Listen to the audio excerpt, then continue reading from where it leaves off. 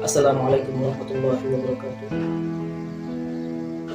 Wabihi ilaihi qala hadatsana man arada dunya fa alaihi bil ilmi wa man arada al akhirah fa alaihi bil ilmi wa man aradahuma fa alaihi ma bil ilmi.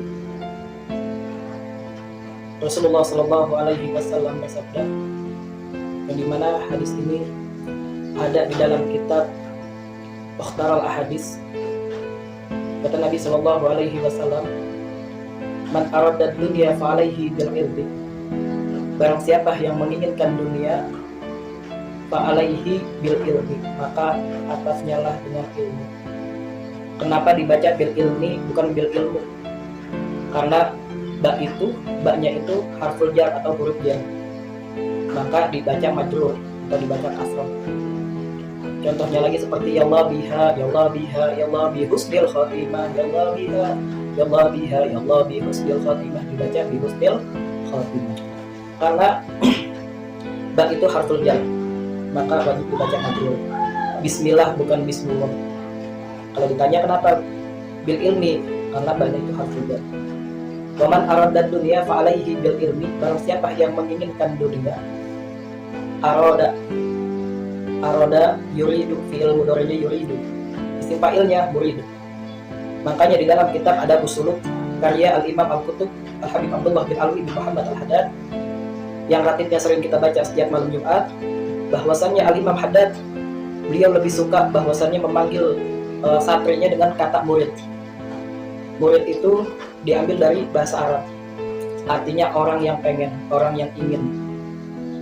Kalau kita jadi murid, kita harus selalu pengen tahu, selalu kepo dengan ilmu. Itu makanya dulu saya kalau belajar, setiap habis belajar saya selalu nanya sama guru. Bahkan sampai saya kuliah pun saya menjadi orang yang kritik di kampus. Karena kita itu harus murid, harus orang yang mempunyai keinginan untuk mengetahui sesuatu hal yang baru. Itu yang disebut namanya dengan thalibul ilmi atau penuntut ilmu, bisa juga disebut murid. Makanya kalau misalnya satri disebut murid, itu diambil dari bahasa Arab. Waman arada dunia fa alaihi bil ilmi, waman aradal akhirah fa alaihi bil ilmi. Dan barang siapa yang menginginkan akhirat, itu pakai ilmu juga. Kalau misalnya kita udah mempunyai ilmu, bukan kita yang menginginkan dunia, akan tetapi dunia yang menginginkan kita.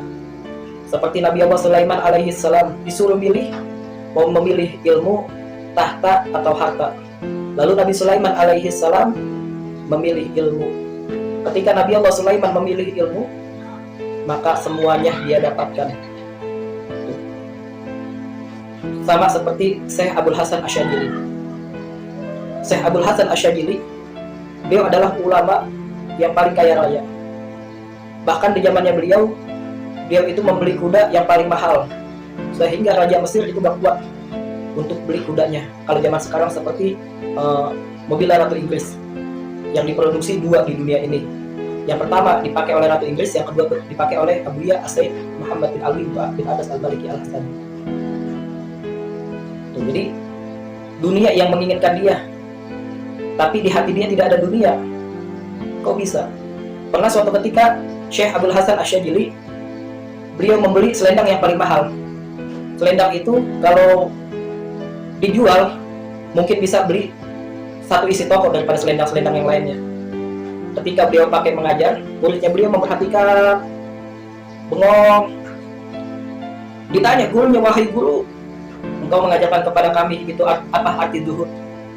Zuhud itu tidak cinta kepada dunia. Lalu kata Syekh Abdul Hasan Asyadzili, selendang yang aku pakai tidak ada di hatiku. Sedangkan engkau yang tidak punya selendangku, selendang aku yang mahal ini ada di hati engkau. Yang tidak zuhud itu aku atau engkau, kata Syekh Abdul Hasan Asyadzili. Jadi ketika kita punya ilmu, dunia dan akhirat pun ngikutin kita.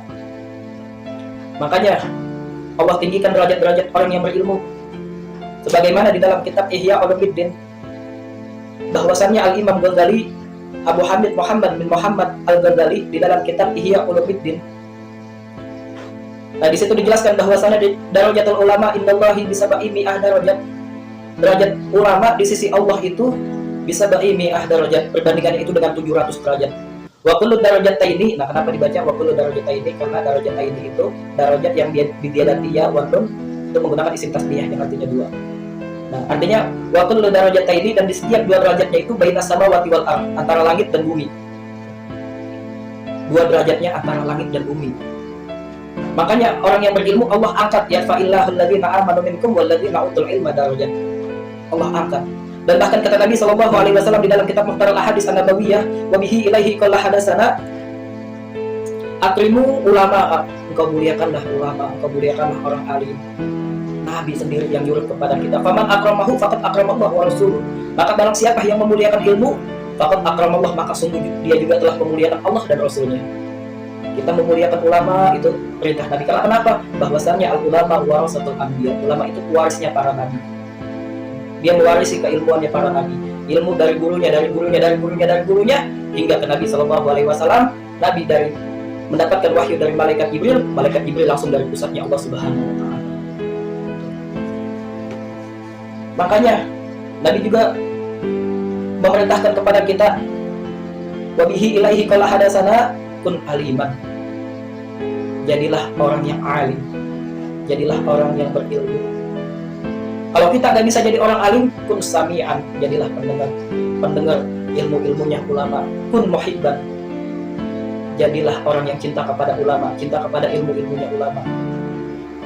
Kalau kita nggak bisa menjadi yang ketiganya, maka jangan menjadi yang keempat, yakni orang yang membenci kepada ulama.